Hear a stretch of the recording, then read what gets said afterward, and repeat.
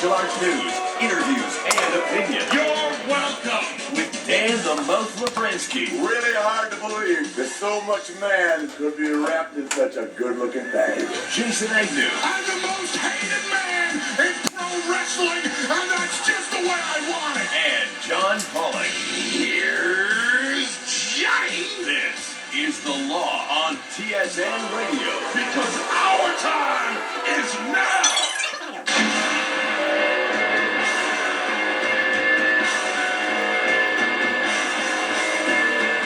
Goldberg is back, and Lesnar is next. UFC books the Rousey return, and TNA once again in this state of turmoil.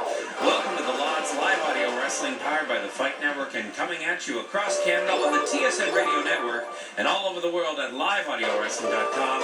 My name is Jason Agnew, joined by Dan the Mouth Labrensky and the returning John Pine Tar Pollock for 2 hours of wrestling and MMA chatter. And tonight, Mouth, all roads lead to Cody. That is very true, Jay. Tonight, joined by one of the many who have discovered that you can have a fulfilling life in the world of pro wrestling without being part of the WWE, and that is Cody Rhodes. I had a chance this past week to sit down with Cody. We covered a lot of ground. His leaving the WWE, his run to Stardust, working now in TNA, lots more. So you're going to want to stick around and hear that right here tonight.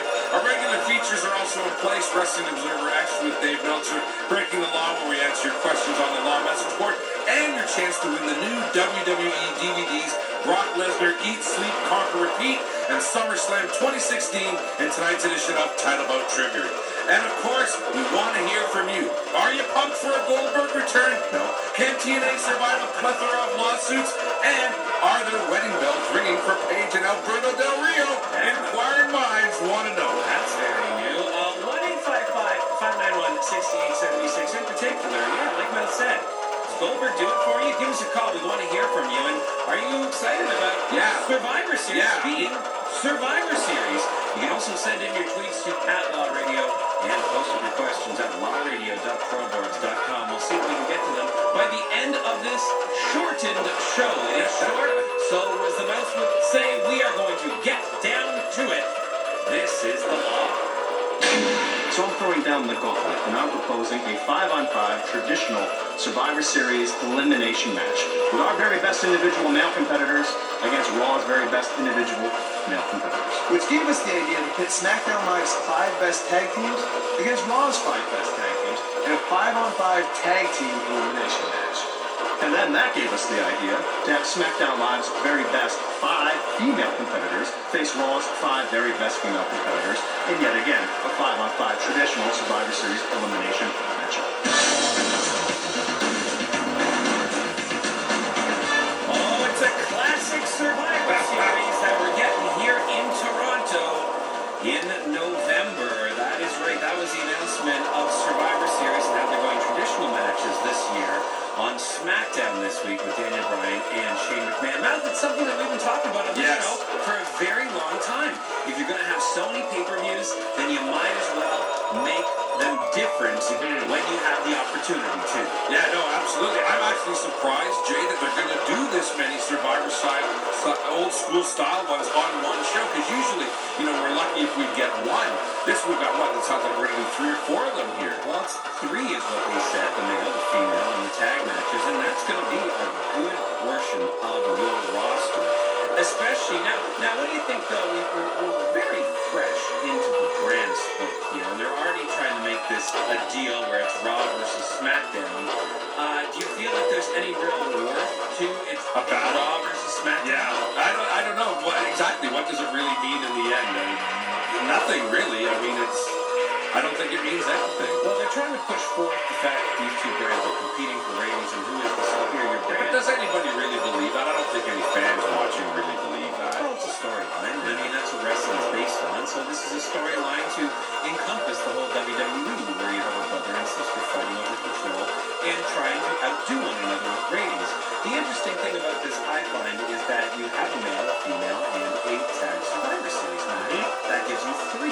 That definitely gives you a brand that is going to come up superior here. And really, it should be SmackDown. They need it.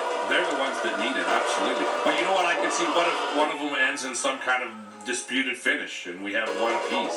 Well, I can see them doing that. another question that I think came to mind with me in regards to doing it this way. I mean, going back to the old school that we remember, late 80s, early 90s Survivor Series, you would have heels versus baby. That's right. What you're going to have in all of these matches is a combined faction of heels and baby faces versus another combined faction of heels and baby faces. I mean, looking at the females, there just aren't that many to go around. I was thinking, is there even five on SmackDown? I have them here. Okay. The Raw has Charlotte, Sasha, Bayley, Dana, Emma, whatever she's calling herself, Right. Nia Jackson, Alicia Fox. So there we go. You choose 5 out of those, and then SmackDown has Becky Lynch, Alexa, Carmella, Nikki Bella, Natalya, and Naomi. So you choose 5 or 6 there. I think it's kind of weird on the SmackDown brand because I think all of those women have been active and should be competing, and I'm wondering who they're going to drop off there, unless they do some sort of injury angle leading up to it. They'll drop Natty. They'll drop Natty. Oh, yeah. The best worker I know, of them all. dude. I seriously. Well, maybe not. I mean, if she's part of the Total Divas or whatever. But honestly, I bet you she's the one. Because look at how much they've been pushing Naomi. They're not going to drop her. Well, I think that there has been more of an emphasis on all the other women, and Becky Lynch is due to be back because we've heard that she'll be back on November 8th because there's nothing else going on in the world. That's right, exactly. So she'll just be defending her title. Looking at the tag, I got here listed New Day, Enzo Cass, Gallows Anderson, Cesaro, Sheamus, Shining Stars, Golden Truth on the Raw side. Yeah. And then on the SmackDown side, Slater, Rhino, Usos, American Alpha, Hype Bros, Von Villains, Ascension, Spirit Squad, who seems to be sticking around. And Breezango. So I think it's also a matter of how serious they want to make these, because do you spin off to do a match? Because I think on the male side, you will be spinning off to do matches as well.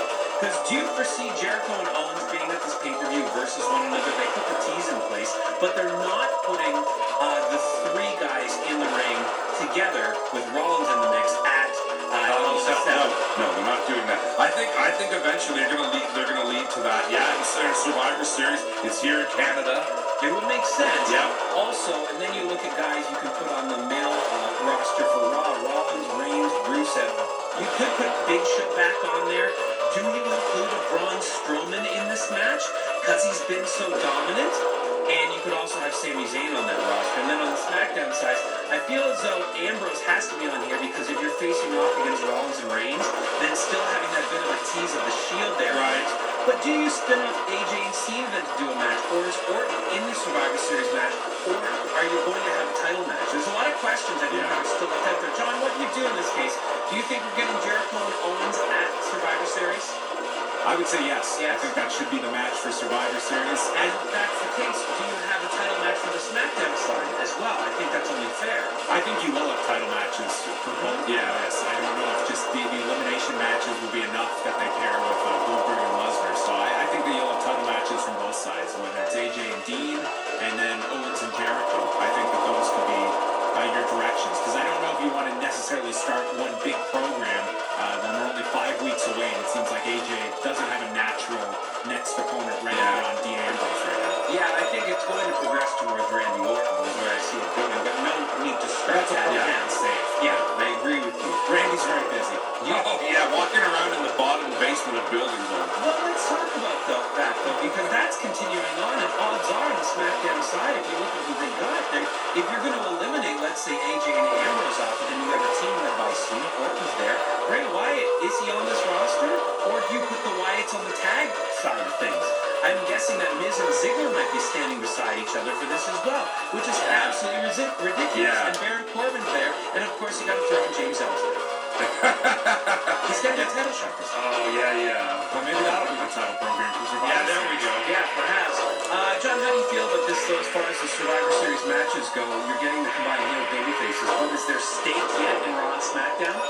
No, I don't think that alone is enough of an interest level for people just going in that it's bragging rights between the two. I think you have to have something substantial that is on the line, whether it's talent that can get poached from the winning brand, something that has a value beyond it, because I don't think just simply having elimination matches is going to be enough. I don't think anyone buys is the competition between the two, especially this early. And I think you really do need to have those stakes. But they have a lot of time to set that up. We're weeks and weeks away from this. It's not till November the 20th. Is when Survivor Series is happening. And that's funny because this came up on SmackDown and immediately I felt as though I wanted to talk about it on the show today. Yet there is a Hell in a Cell pay-per-view that will be happening before this, which is already, in my opinion, slightly overshadowed. Don't you find it that way?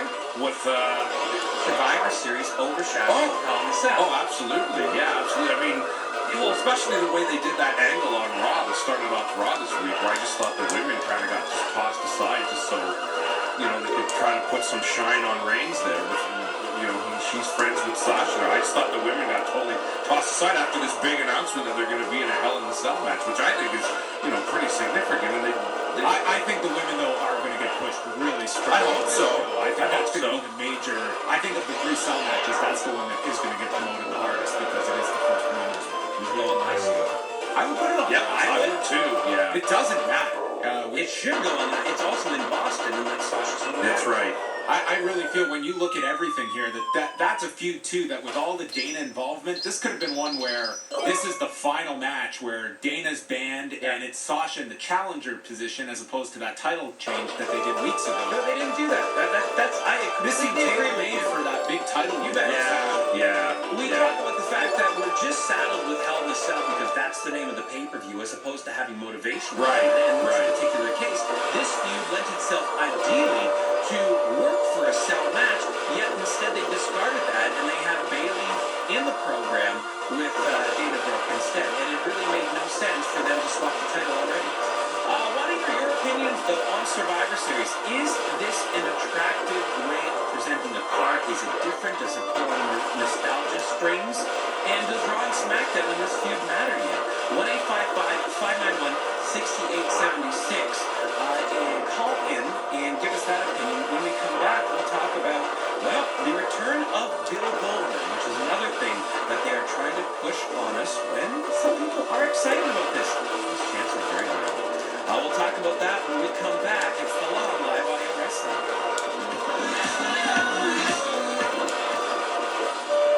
This is the Law. You might not be an A, but you are a B+. On TSN Radio. What do you think about Raw recently signing Bill Goldberg? Do you think that that's somebody that we should maybe, like, not him, but trying to bring some other people back here at SmackDown? Yeah, I mean, the Attitude Era was real good. Yeah. But maybe not. Maybe some younger talent. Okay. But, I mean, I'm excited to see that match. Brian, you can't do that, Brian! Now, for the record, if you did not see that, Talking Smack seems every week has a little Something. headline. Yeah, something. Well, Daniel Bryan, and that sound effect was also complemented by a thumbs down, That's right. which he did several times on the show. So clearly, Daniel Bryan is sharing the opinion of one Dan Lavransky, not very excited about the return of Bill Goldberg. Why? Matthew, weren't here last week to comment on the initial thoughts and rumors about this. Yeah, I've had a little time to calm down. Why did you like this? Well, you know me, Jay. I've never been a huge Goldberg fan. And I mean, we saw it one time already, and granted, people knew they were leaving, and the audience knew just kind of crapped over their last match. But honestly, unless Paul Heyman and the creative can come up with some sort of new, different kind of angle to go with that, from what I saw on Monday, I hated that Goldberg's performance in that little clip with Coach. I thought he just kind of undersold the whole thing. And did you watch the original one? No, I didn't see the whole The thing. original, they re-edited that on Raw, so much so to make it look like when Goldberg was on the original ESPN broadcast, he was like, I don't know if I want to come back, I'm really not going to be ready till the end of the year. And then because it made all wrestling fans question, is he coming back? Will he survive? What's happening? We were talking about that last week. So they re-edited that to make it look like he was actually saying he was for sure coming back. Oh, okay. So because I thought it was very weird presentation with that kind of lackluster. Oh yeah, well, I beat him before, but I guess the match should be with him. But I beat him. That's basically what you got out of it. And that was terrible. That did not do anything to motivate me any excitement. Like I said, Paul Heyman's got his work cut out for him now. He's got to cut some pretty fabulous promos if I'm going to get interested in this program. I don't think that's the Bill Goldberg you're going to see tomorrow night on Monday Night Raw. You're going to see the guy that's snarling and breathing smoke and doing all this fanfare that he used to do in WCW, and it's going to be a walk down memory lane. I suppose for a lot of people, but again, it's not a fond walk for me. I was never a huge Goldberg fan. He's not really the big attraction for me, that's for sure. He is for many, many people. We'll see how. I'm very curious to see how the live crowd reacts tomorrow when he's actually there. Nuts. They're going to go insane. Do you think they give him like a quick jobber match? Does he spear at somebody? Maybe a spear. But who? Could be a spear. I think tomorrow's just talking. John, tomorrow, to me, just talking. What do you think? Yeah, and I think it should be short as well. Yeah. I don't want to see Bill Goldberg go on for 15 minutes. It should be really simple. It should be essentially Lesnar, you're next. Yeah. That's about it. Short and sweet. And I'm with Jay. I think that crowd's going to go nuts. I think he's a character that people remember very, very fondly. And I think it's going to be a pretty big deal for his return tomorrow night. It's been a really long time, and he's a very well-remembered character from a super popular era. I think most people will forget about the WWE. Oh, no, you're right. It's going to be the fondness for when he was on Nitro and that initial push and it should be the winning streak. It should be deeper in the show, and I think all night long it should be classic Goldberg moments. Right. The majority, maybe all of them from WCW pre-1999. Yeah. 97, 98, probably the clips to focus upon. It's an easy plug for your network, and all night long you build to Goldberg's arrival. There is a lot of that stuff that's already popping up on clips today for the show that on the WWE's YouTube. It's significant. Missed if they redo his entrance tomorrow night. The sparkles and everything. He walks through. I mean that entrance, that crowd will go crazy. I want to know how this guy dresses tomorrow too. Because there's something to be said about guys coming up. Shawn Michaels is an ideal example. He decides to wear mud boots. He just looks like a guy that's going duck hunting sometimes when he comes out. It's ridiculous. And Goldberg, I hope he looks great tomorrow. He has kept himself in really good shape. Yeah, I mean, he's not going to come out in like the black trunks and black boots. No, that's one of the things. I'm curious to see what he walks out in. Let's get some phone calls. Then the line's perked up when we start talking Goldberg, John. All right, let's go to line 2, Jays and Markham. Jay, what do you think, Bill Goldberg?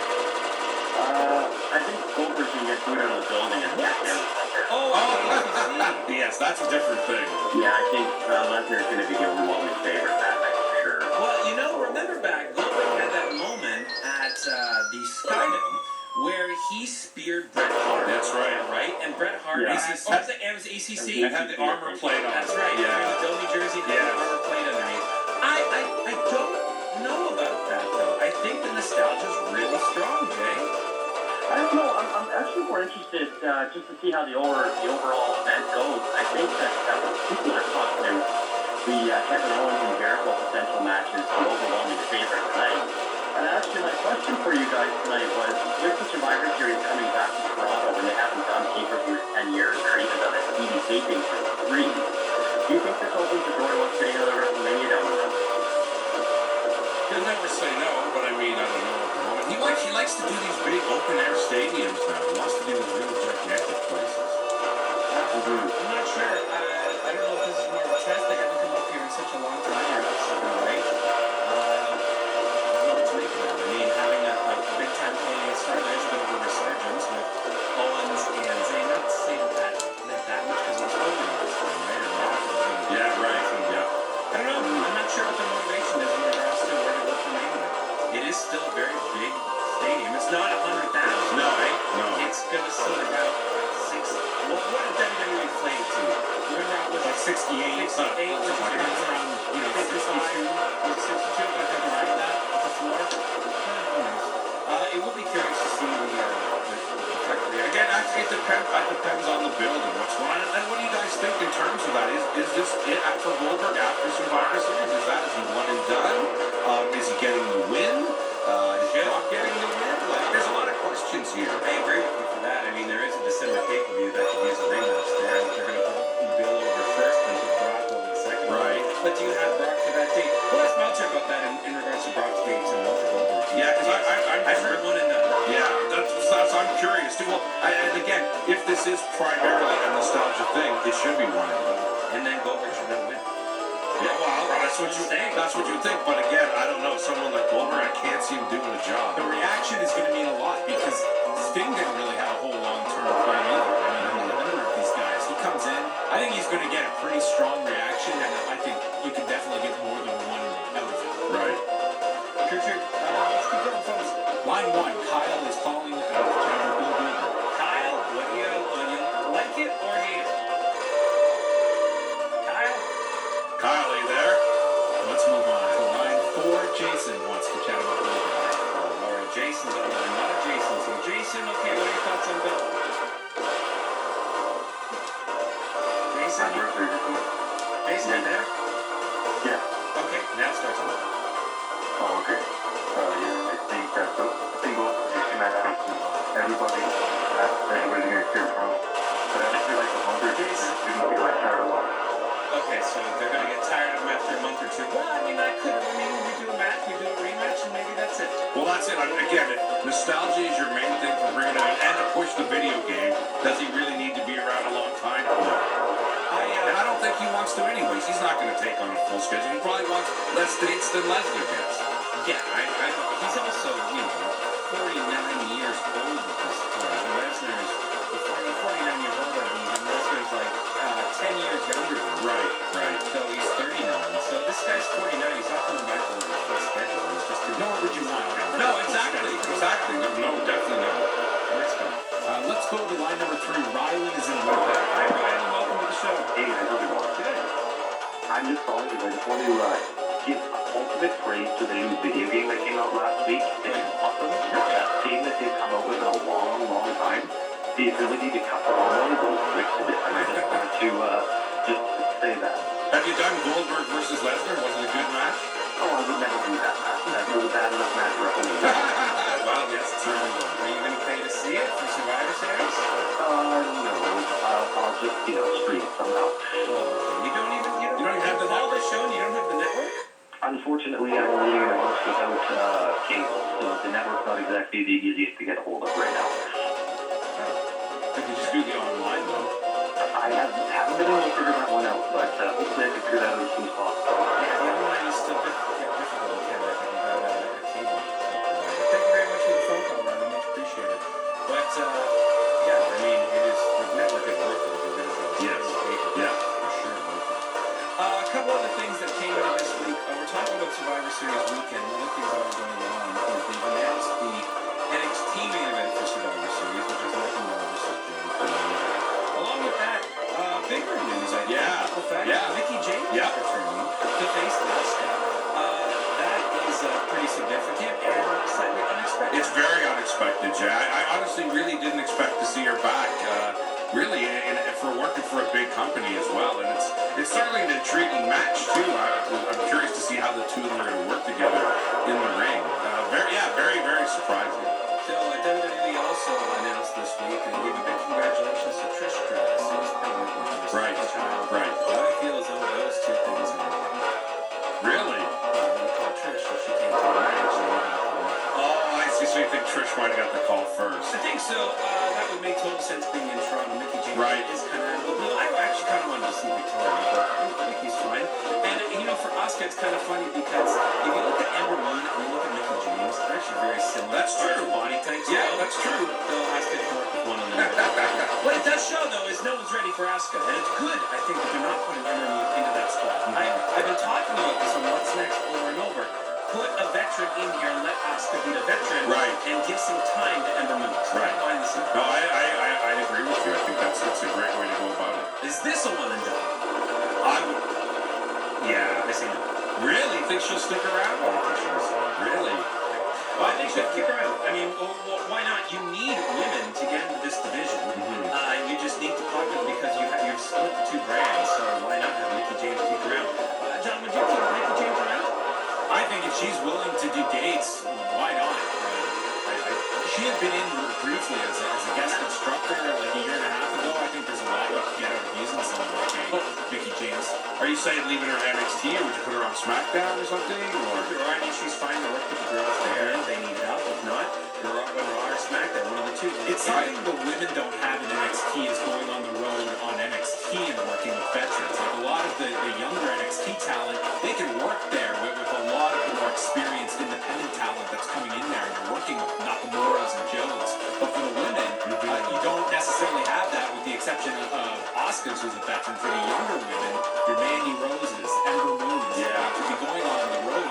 Mickey James is willing to do that at this stage of her life, and that could be a real benefit to your other female performers. yeah, that's the thing. I don't know if she's ready for a full schedule either. Let's talk about some other things in NXT here because a lot of significant stuff happened this week. Hideo Itami's injured again. Poor guy, man. Yeah, real bad shape here. TJ Perkins will be Ibushi's partner for the Dusty Classic. Along with that, this week on TV, we saw the debut of Sanity. What did you think of this tandem? Sanity? I don't know. It was very strange with Eric Young. I don't know if it's some sort of DK kind of deal, kind of something along those lines, I guess. Yeah. But what did you? I mean, you have Sawyer Fulton, Alexander Webb, Ricky Storm is in there, and then Eric Young is the leader. I got a combination of the Wyatts and Ascension together for this. Yeah. I didn't really like the presence of Fulton and Wolf, but I mean, we'll give them a chance. But they reminded me a lot of the Ascension. Yeah. And then Eric Young leading them reminded me of Bonds. I like that there's a female in the group. Right, yeah. I don't know, just DK is what came to me. I guess maybe because there is a female in the group. I'm curious to see Eric Young. I mean, I think he'll probably do some good promos and hopefully be able to get people interested in the group. And along with that, we had Roderick Strong has debuted as well, who will be Austin Aries' partner. Awesome. Me too. I think that's a great tag team. That's a great team. Let's take a break and come back. When we do, we'll chat a little bit more about Hell in a Cell and the fact that there are 3 Hell in a Cell matches. And that's a lot. Sometimes less is more. At least it's not lockdown. Hola, live audio wrestling.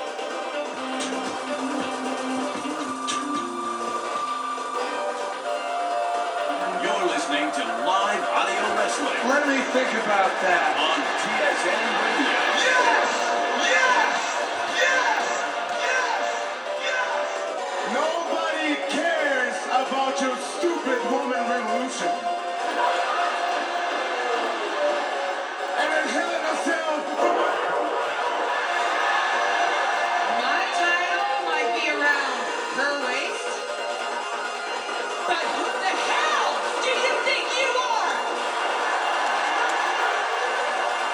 No one disrespects the queen. You want to face me inside Hell in a Cell? You're on. She's a queen. Best thing about that clip Was the Queen's yeah, absolutely. Welcome back to Full On Live Audio Wrestling. On Monday, when we touched on that segment earlier, that was one of the most illogical and hated segments. Absolutely hated it. I didn't understand what was going on. Why you have Rusev the heel, Charlotte the heel, Sasha babyface, and why you put Rusev and Charlotte in conflict there and have Charlotte be the one to grab the microphone from Rusev's hand. Listen, I completely understand if you want to have Rusev be a sexist character and Lana knows her place and Lana's fine with it. I like that actually. I think that works as a heel in the modern day society. Absolutely. But you don't have Charlotte come out and object to that. Who, okay, she's a strong female character, but she's a heel. I'm not saying agree with Rusev. I'm saying keep these two apart from one another. I'm saying the whole thing, they should have kept them apart. There's no reason those 2 segments, that had to be molded into one segment. We've got a 3-hour show. You've got all this filler. Why can't the women have their own segment and then Rusev and Reigns have their own segment? The only thing I got out of it is that I felt like they were trying to get some love on Reigns by having Sasha be friends with him or some silly thing, right? I really, really hated it, and I really hated that they're going to do this great thing, put the women in the Hell in a Cell match, a big thing, maybe even the last match on the show, and then this angle just, I don't know, I really hated it, like the disrespectful almost nature of it to present it like this. You made a joke out of it. The attempt was there to make the women empowerment angle, etc. But I think they did themselves a complete disservice by putting this segment out. Yeah, well, if they want to go that route that you're talking about with Rusev to give him that character. This was not the way to do it. No, although and it was the start of the show too. A terrible start to your show. What did you think going to the other show? What did you think of the James Ellsworth return and meeting AJ Styles and tomorrow, or sorry, Tuesday, he won it. Anything but Ellsworth. I don't know. It was just kind of silly. It really didn't strike me as anything outside the WWE norm. They love to do this kind of stuff with major fluke wins and upsets like this to keep feuds going. I don't know. It didn't really hit me either way. You like Ellsworth as a character? I do. I thought he was kind of funny. I mean, he's certainly got the look, just the way he looks and everything is very goofy. I don't know how much you're going to see him, though, past this week. I think that you involved him in this now, and you have him floating around in the main, and then you can just kind of... You can have comedy. This is I was going to say, he can go work with Heath Slater. There's a nice comedy spot for this guy. I mean, even you had Dean Ambrose quote me, it's like Ellsworth 316 says, I got 2 fists and that means I got a fighting chance. I mean, that's going to be a line. That's going to be a t-shirt. I think this guy is very funny. We'll see. Did you like him in the main though, John? That's time in the card? I mean, for this past Tuesdays, I thought it was a really entertaining segment. I thought Dean Ambrose was really funny. The guest referee spot. I really didn't have any issue with the way they did this, and I expect that this week AJ gets his win back, so no harm, no foul. And at least it's a character that people are into. I think that you can critique a champion game pinned by the comedy guy, but I feel that's going to be... They're trying to extend this because they've got 5 weeks now until Survivor Series. And, I mean, it was an entertaining segment, so I think that's all you can ask for. It was an entertaining segment. I don't necessarily know if we need to see this match again on Tuesday. You know what I mean? Like now they're putting him into It's parody booking. It's parody booking, Jay. It's parody booking. I mean, I understand that AJ. I think AJ gets the win, and then I'm not sure what you do with him after that. This will be his... AJ Styles will be Hunter to his top eight. And just, the goal of that match is to get a near fall that the people fight on. And that's going to be the whole match. And I guarantee you, AJ will pull off, I think, a tremendous performance. Right. Well, having said that, though, that was a very scary ending to this match. Like, I rewatched that Styles Clash over and over. Oh, I know. He didn't take it. Yeah, he didn't take it exactly. He could have broke his neck on that. Yeah. It was almost another victim. I noticed that too, yeah.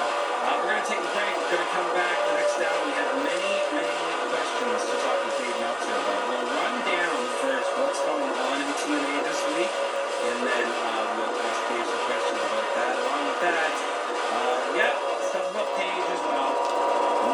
Sign out. Sure. We'll get to it all in the next segment. What an idiot. What an idiot wrestling.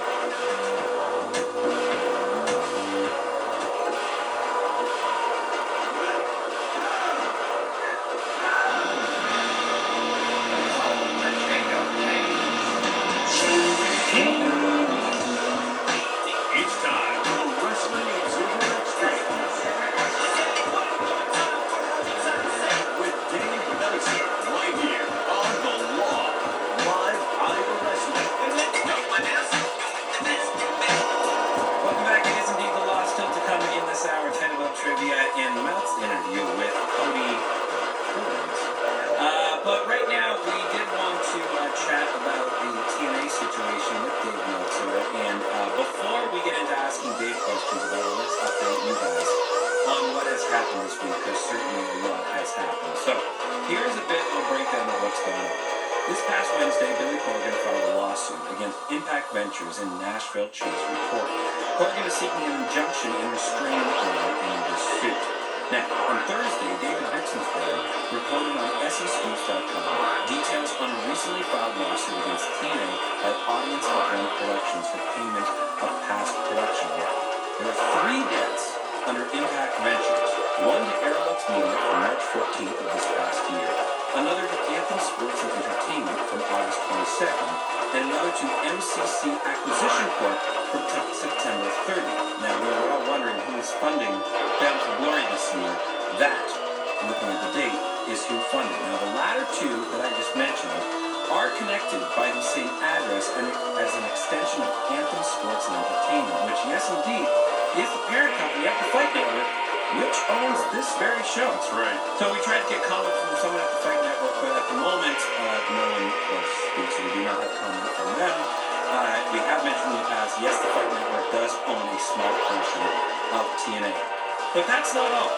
This week also, Bixby's band later reported another issue involving TNA with the state of Tennessee issuing a tax lien on TNA Entertainment LLC last month for unpaid taxes. And this means that successor companies that still have to cover outstanding taxes regardless of new companies being formed, such as the transition to Impact Ventures LLC. The tax lien gives the state the ability to seize assets.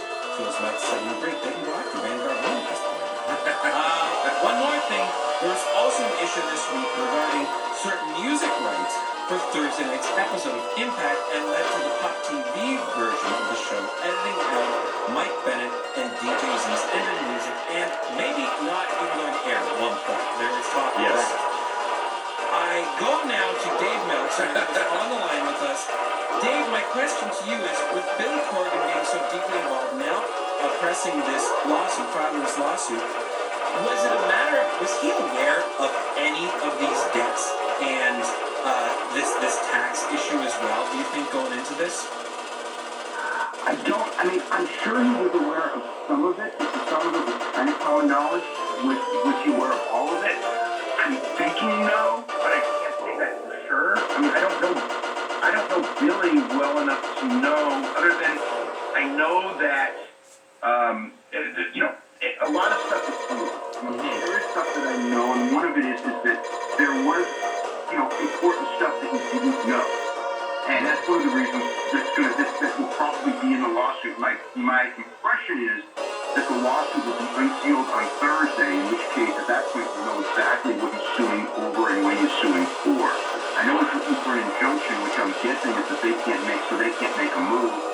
I know he wants to get the company, but there's so much debt. Still? If you went through everything, there's $3.4 million debt just to Aroa and essentially the Fight Network alone, not to mention some of these other companies, so the debt's probably in the $4 million range, and that's not, including Billy as well.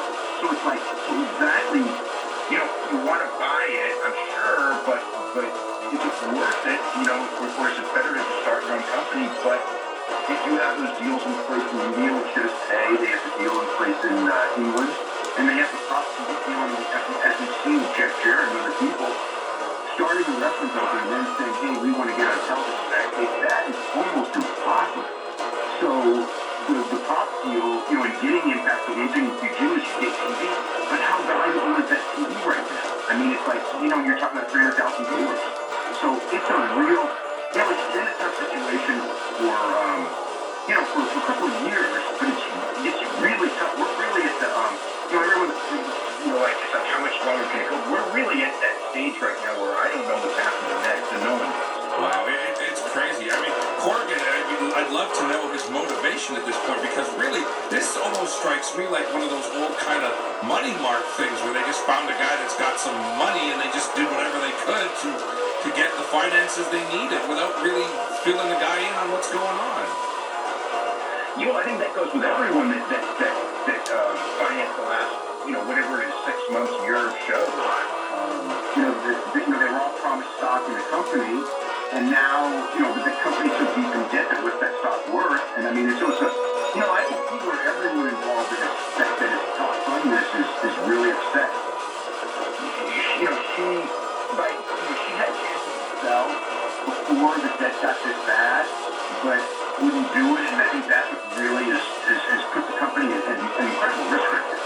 This is 100% Dixie Carter's fault, right? Well, I can't say that, but everyone around that knows the situation absolutely blames her, yeah. I think predominantly it's her fault. She's made all the wrong moves. Again, when the time was, when she could have sold it before this debt just picked up, that should have been when she did it, rather than string all these people along, and now all of a sudden you're in a position where maybe it's not even sellable. So yes, in that sense, that's all. Yeah, and that's the thing, Dave, with these revelations now, is this finally going to be the last nail in the TNA coffin? We've said it so many times, is this company done? And they always seem to manage to stay afloat. But at this point, is this really it? You know, I hate to say, again, there were a couple of times where the game was this year, and they always got that last minute party. Yeah. That was the problem.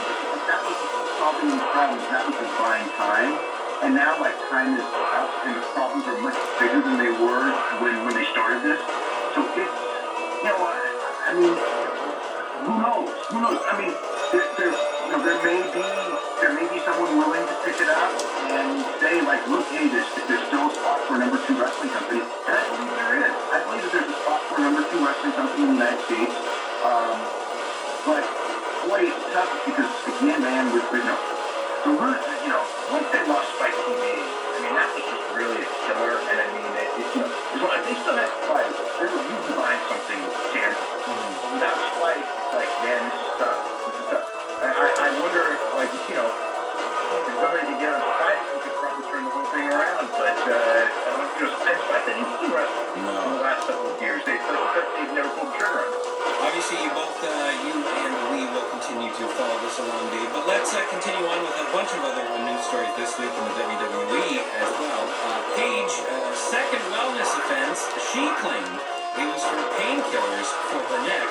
WWE went out of their way to make a statement in the New York Post saying it was illegal substance and not a prescription drug, and added that the company was providing world-class care for her in-ring injury because there's a debate over whether or not she needs surgery for her neck. Where do the WWE and Paige stand at this point? Because these two entities seem to dislike one another, to say the least. Yeah, I mean, I think that the situation is don't, and for lawsuit reasons and all that, they don't like to fire people when they are injured. So she is injured. She's got a neck problem. So they haven't fired her. Now she's got two questions. There's all kinds of ways to be fired based on call. So you could read something into that. But yeah, like the big thing is she believes she needs surgery. She's got a very good doctor to think that she does. And at the same time, their doctors say that she doesn't. And so they're going to go with their doctors, and then you have the issue of, so if they're not going to, usually, like they'll pay for the surgery, but they're not going to pay for the surgery when their doctors say there's no need for the surgery.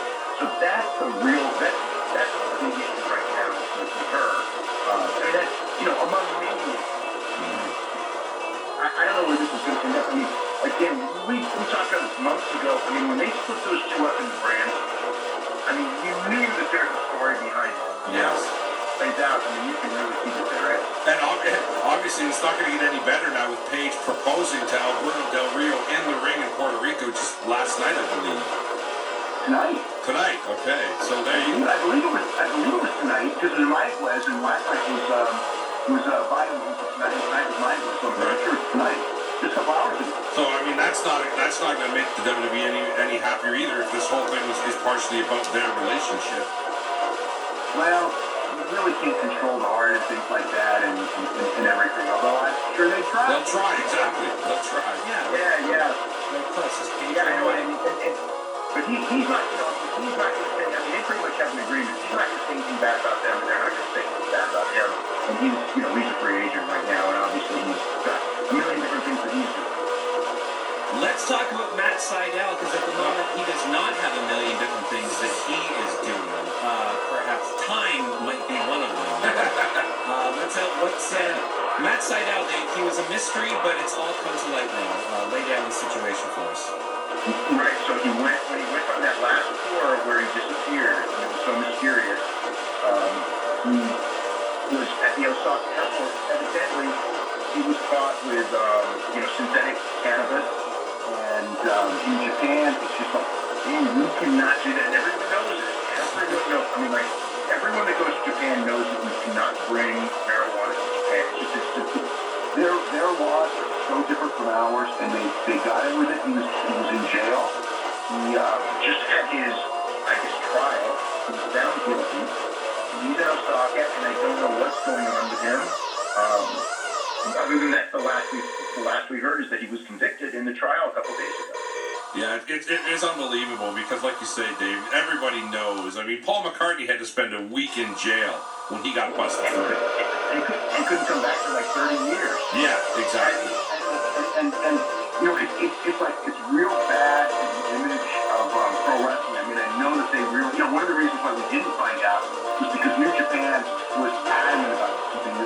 fight because I mean, it's funny because it's not such a big deal, in your country, but there it's such a big deal, but Matt knows it, and I mean that's why I'm actually astounded because he's been going to Japan for years and years, and he's having a really good career resurgence right now, and he was going to be in big matches there, and wow, I don't know what's next for him. Yeah, I would assume he's done in Japan. I would think so. At least for years and years. Yeah. Yeah. Dave, just want to touch on Bill Goldberg. We'll be seeing tomorrow night on Raw for the first time on WWE TV in many, many years. What do you make of this? And is it a one and done, or is there more to Bill Goldberg with the WWE? I mean, it's one and done as far as the match goes. He's got 3 TV appearances leading up to the match. And then afterwards, I mean, it's like the Sting thing. If you remember when Sting came in, it was for one match, and then, there ended up being another match because he got over. With Bill, you never know what's going to happen, but right now it's the match with Brock Lesnar in Toronto, and that's it. But, everything is subject to, the thing is, of course, it's the wrong it's like Bill Goldberg coming back in most cities would be gigantic. And I mean, I'm expecting him, especially with Brock Lesnar being Mania now, I'm expecting Bill to get booed out of the building, and then Vince is going to go in there and go, well, he's not over, and, we tried, and, that's,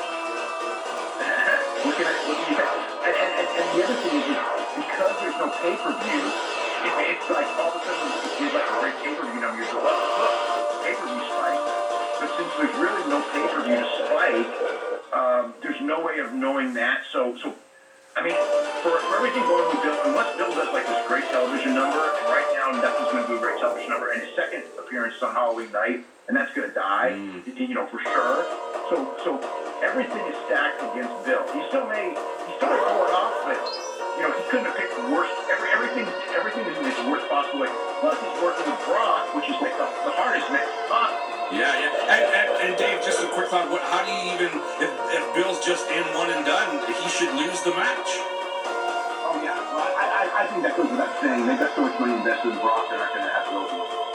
Unless it's, the only way is if they decided they're going to bring Bill back and they're going to use like somebody to screw with Brock, and then Brock will then work with that somebody later. Right. I don't see them giving that one to Bill. Bill's not high on their list. Even now when they're working with him, like I said, it's like it's a one and done thing. It's to promote the video game, and it's to jack things up because right now they're kind of in a little bit of doldrums ratings wise. The hope is that Bill will get some people to watch the TV right now. Dave in the Observer, I'm sure you're going to have the details on what Goldberg does tomorrow night. Along with that, a lot of TNA talk, perhaps? A lot of TNA talk, yeah. That'll probably be the focal point of everything. But yeah, the big stuff's going to break Thursday, though, as far as TNA. It's actually not going to be in this week's Observer. At least that's the impression I got, is that the thing, we're going to know a lot more in a week. I look forward to that, Dave, and we'll talk to you at the same time next week. Okay, have a great week. Right, me too. Dave Meltzer, WrestlingObserver.com is where you can find his fine work podcast, etc. Check it out. Right now, though, on this program, it is titled About Trivia Time, and it is DVD titled About Trivia. This week, that is what is coming at you. So if you'd like to play for them, then give us a call right now at 1-855-591-6876. It's titled About Trivia, and it's coming up next right here on The Law. Once again, it's your chance to win Brock Lesnar Eat, Sleep, Conquer, Repeat in SummerSlam 2016. Back with that right here on The Law.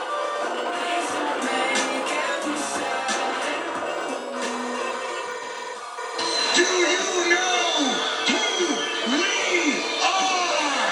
This is The Law on TSN Radio. Ladies and gentlemen, this is the main event of the evening. Go one-on-one and get it done. It makes me the best in the world. Best in the world. Best in the world. This is live audio wrestling's title bout trivia. Right through the glass window of the barber shop. It is indeed time about trivia time, and as we said, we have copies of 2 DVDs of Blu-rays to pay you. turns up the heat for its biggest event of the summer with SummerSlam. Now you can own SummerSlam 2016 on DVD and Blu-ray. In a confrontation 15 years in the making, Randy Orton faces Brock Lesnar, Finn Balor takes on Seth Rollins, and the WWE World title is on the line as Dean Ambrose defends it against Dolph Ziggler. Plus, since day one, Brock Lesnar has conquered every obstacle in his path of destruction. Witness his greatest matches and moments in Brock Lesnar Eat, Sleep, Conquer, Repeat. Available now on DVD and Blu-ray. You get both of them if you're a Title Bout Trivia winner. John, who's playing the game? Line number 1, we have John from Long Island, and his opponent is Ryland on line 2. All right. Hello, John. Hello. Hi, Ryland. Hello. Let's do it, guys. Back and forth, 5 questions each. Known as a tiebreaker if you happen to tie. John Goldberg played for 2 different NFL teams. Name one of them. That is correct. Atlanta Falcons, LA Rams would have been the other one. Ryland, to you now. Brock Lesnar also had a brief stint with the NFL. He played preseason games for what team in 2004? That's true. Very good. John Goldberg won the WCW heavyweight title on July 6, 1998 by defeating who? That's correct. Ryland, over to you. Goldberg won the World Heavyweight Championship in the WWE on September 23, 2003 by defeating whom? You got it. Hey, John, Brock Lesnar won his first WWE Heavyweight title on August 25th, 2002. Who did he beat? You got it. Oh, very good, guys. Yeah, smart guys tonight. Ryland, who is Austin Aries' partner this year for the Dusty Classic? You bet. John, who will be taking the place of Hideo Itami in the Dusty Classic? Yes. Ryland, who will be facing AJ Styles for the title on SmackDown this Tuesday? James Ellsworth. Yes, indeed. All right, John. Who will Ronda Rousey fight on December 30th? No, it is not Misha Tate. It is Amanda Nunes. Ryland, for the win. Who will Conor McGregor face at UFC 205? No. Valid guess, maybe who should be there. Yes. Eddie Alvarez. It's 4-4, gentlemen. Closest 2 without going over. John and Ryland. John, you go first. Ryland, basically, you're picking over. You're picking another number. John, your question. What is the combined age of Brock Lesnar and Bill Goldberg? Go, John. Quick. Quick. 60. Ryland. 72. Correct answer. 88. One is 39, one is 49. The winner, Ryland. Congratulations, you got it. John, very good game, my friend. Both guys did well. Both very good. So John and Ryland, thank you very much for playing the game. And John, yes indeed, but Ryland is the winner there. And you will be getting both the Brock Lesnar Eat, Sleep, Conquer, Repeat DVD, as well as SummerSlam 2016. Alrighty. So, what else did we not talk about yet, Dan McGransky? What did you see this week that you dove into and enjoyed? I'm going to talk about the indie show I went to this afternoon. do it. I went to see Greektown Wrestling. It was the fall brawl for Greektown Wrestling. Rosemary from TNA was there. And the Space Monkey, who was one of my favorites. You see a lot here on the Ontario indie scene. But a really good show was at the Legion. And just a hot crowd. They enjoyed everything.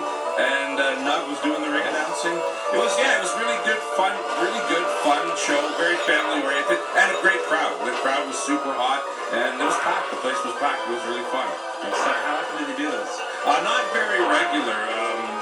It's every few months. And they actually teased doing another one in a couple of months, so hopefully they're going to start doing more regular. They do have a Facebook page, so be sure to check that out if you like. Just search Greektown Pro-Wrestling if you want to go and see one of their shows. All right, we're going to come back. Mouse interview with Cody Rhodes next, right here on The Lounge.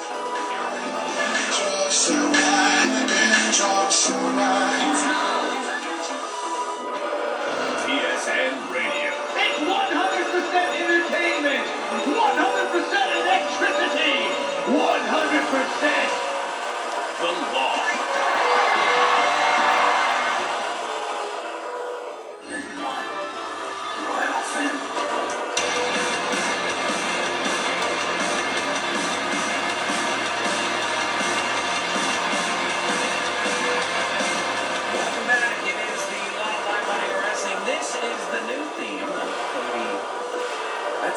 TNA. That's all Cody, it is. right? That's all it can be in TNA is Cody, But about that and many other things, Mel, you have the chance to chat with Cody Rhodes because he's going to be up here for Smash Wrestling. Yeah, that's right. Smash Wrestling is doing 2 shows actually next weekend. On Saturday, they're doing an all-women's show, and if you can't wait for Hell in a Cell to see 2 women in a cage match, you can go to that show because the main event is Rosemary against Ali.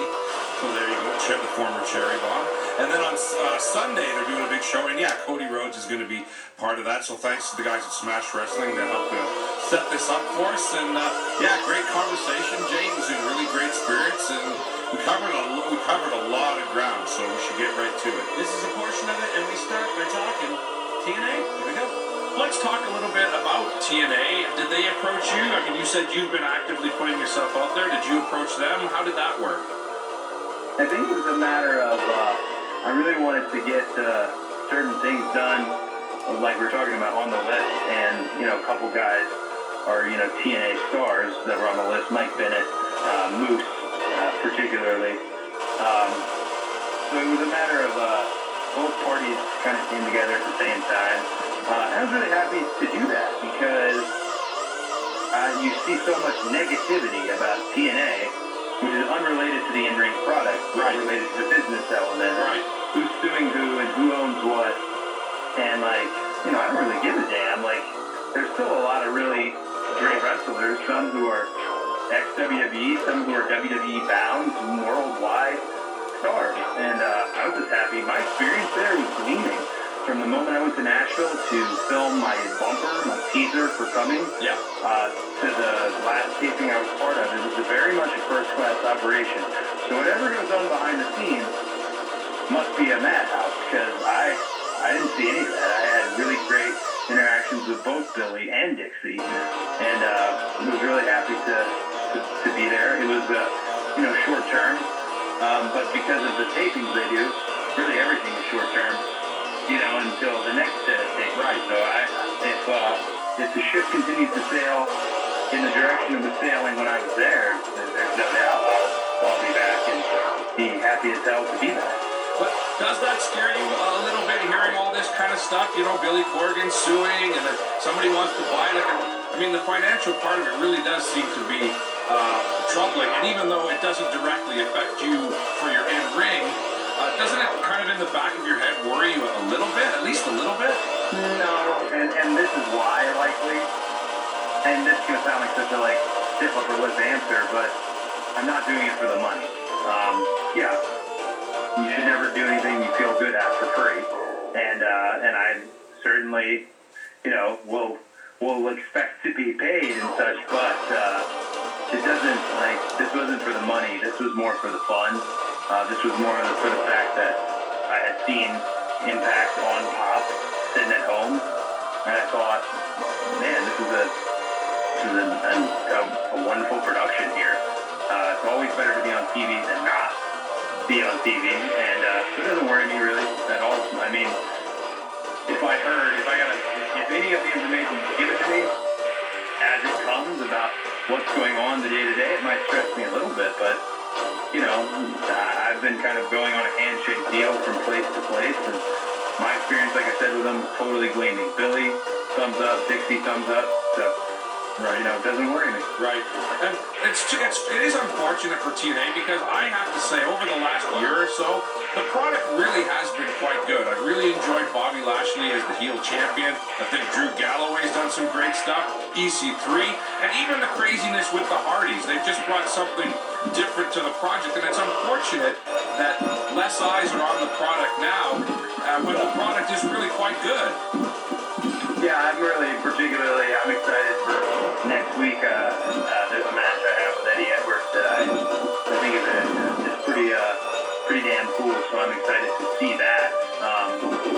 But yeah, that's why I was happy when people got excited about me coming for that reason alone. I want the spotlight on the ring, not backstage. And there's plenty of guys there who can help make that happen.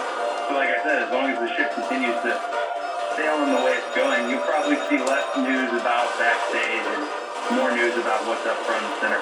Hopefully you're right about that.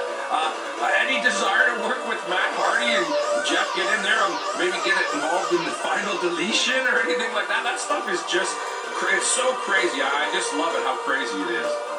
Well, I think the crazy thing is just Matt Hardy in general, like Matt specific, is if you look at, my dad was always really big on defining people by their body of work. Right. What they've given you from start to finish, what they've continued to give you. Matt Hardy is in a class all of his own as far as the various Matt Hardys we have got over the years. Right. Whether it's him versus Edge, whether it's his tag team with MVP, whether it's his initial run with tables, ladders, and chairs with Jeff, whether it's this broken era we're talking about now.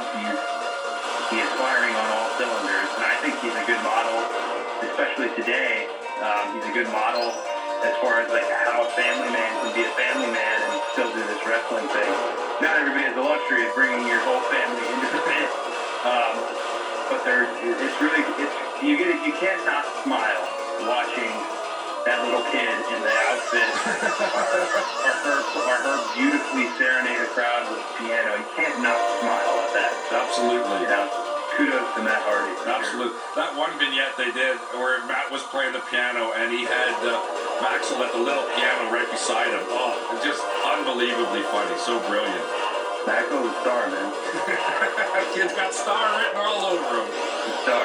That's so amazing. Just one more thing too, with your list, and I don't know if you'd ever put this on your list, but you know, say you have a few good years and things work out well, would you ever want to go back to WWE, or is that door kind of closed? I don't know. I don't think the door to WWE ever closes. So yeah, I've always been told it's a revolving door. It's a tricky question because there's a lot of genuinely large issues for me personally that it would be hypocritical for me to just go back. They would need to be fixed. Right. And we're not to get into all of those, but that's one thing that I've kind of wrestled with whenever anybody says, would you ever go back? The fans dictate what we do to begin with. So if the fans wanted me back, not something I would not consider. But I made all of my decisions, and they were really tough decisions for the reasons given. The last thing you want to do is just be a huge hypocrite and show back up unless there's a damn good reason. And with that said, there are plenty of good reasons. They do a really good job of honoring my father. And it is strange, kind of like how we began the conversation. Right. It's strange to be on the outside of that. Yet they're doing it's not just strange for me. It's strange for them. Believe me, there's various texts back and forth about it. That's why there's no reason to say anything negative right now about my name, because this month I kind of look at it as, this is about my dad's tag team tournament. Right. And these youngsters, they're not youngsters, some of them might be older than me, but these NXT talents, these stars going for the Dusty Classic, and that's what it needs to take the focus. It's kind of why I've been hush-hush about the name. Right, fair enough. If they reached out to you and said, we'd like you to attend the tournament, would you be into that, or? I told them Strick to hand out the trophy this year. I told them, no, I didn't. I think this year is probably a really tough sell. Right.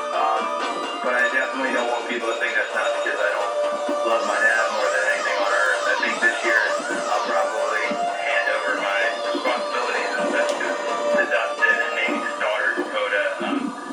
They currently have a lot better situation with themselves in WWE, than myself. But again, that night has nothing to do with me or WWE, really. It has everything to do with young guys getting their shot in Dusty Rhodes in general. So, I don't know if I hadn't been reached out to yet. So if I was, I definitely wouldn't just flat out say no. Right.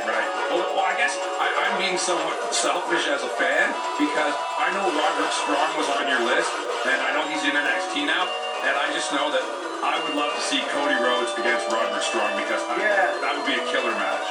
I really wanted that one since we have a mutual friend, him and I, Aubrey Sitterson is a buddy of ours, and I really wanted that one.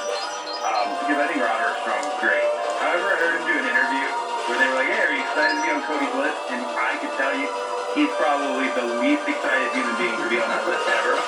And it's very likely that either he thinks I suck, or it's very likely because he was, in the process of heading to WWE. And dude, good for him.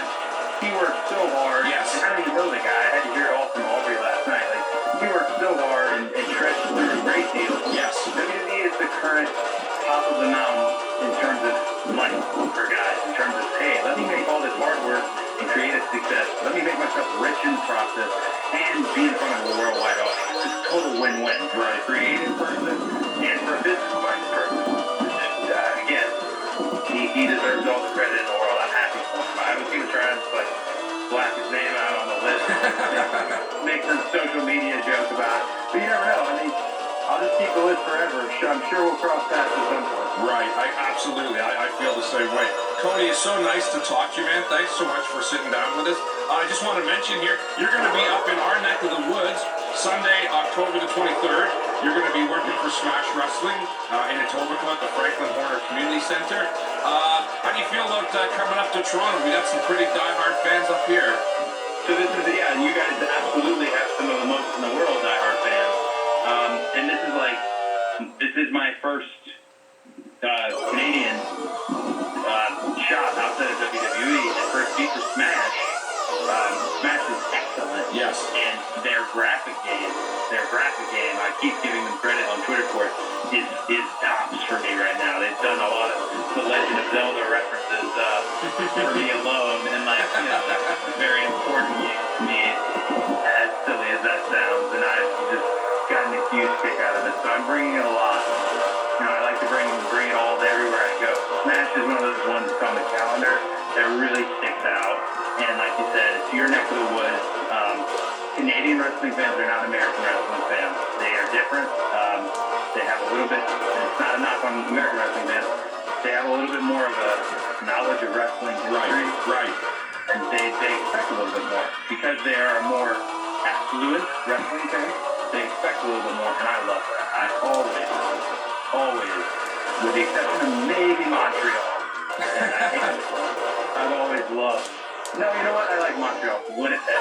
Oh, Winnipeg has always remained my least favorite. You can ask Tyson Kidd about that, because I think we share that one as our least favorite. But Toronto, Smash, the fact that I get to be in there with Tyson, he should have been on the list. So yes, it's a really wonderful night. There you have it. That is, of course, Cody Rhodes, and there's lots more of that. Yes, we actually chatted for a whole half hour, so there's another big, huge chunk of it, and I'm sure John will put it all up on the website. The website tomorrow, then? Yes. There you have it. All right, so check out liveaudiowrestling.com for that. We are now going to take a break. We're going to come back, and we will do the Q&A, but along with that, if you want to get your phone calls in, of course, do one of those first. So 1-855-591-6876. Do that when we return right here on the Raw.